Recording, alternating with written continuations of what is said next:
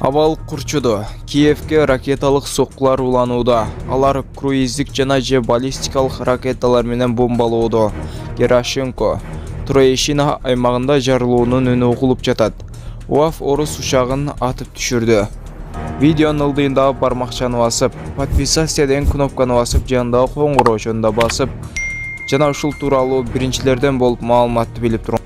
Орусиянын чабуулдарынан 137 украиналык аскер курман болду. Бул тууралуу 25 февралга караган түнү Украинанын президенти Владимир Зеленский билдирди. 316 аскер жарадар болду. Змейни аралындагы бардык чегерачыларыбыз курман болду. Баарына Украинанын баатыр наамы ыйгарылат, деди Зеленский. Андан мурда Орусиянын чабуулдарынан каза болгон жайкын тургундар тууралуу да маалыматтар чыккан. Алардын так саны жарыялана элек. Ошон менен катар Зеленский аскерге милдеттүүлөрдү жана запастагыларды жапырт армияга тартуу буйругуна кол койду.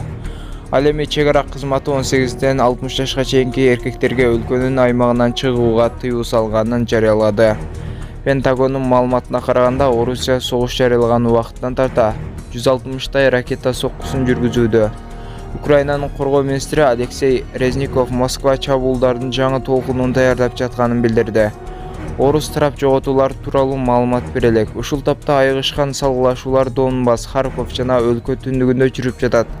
Орусия Украинага согуш жарыялаган үчүн Евробиримдик жана Кошмо Штаттар Москвага жаңы санкцияларды киргизишти. Орус президенти Владимир Путин 24 февралда таң эрте билдирүү жасап, Донбасста атайын аскердик операция уюштуруу деген жүйө менен Украинага согуш ачты. Ал Украин жоокерлерин куралдарын тапшырып үйүнө кайтууга чакырды. Таңкы саат 5-терде орус аскерлери Украинага чабуул жасап басып кирди.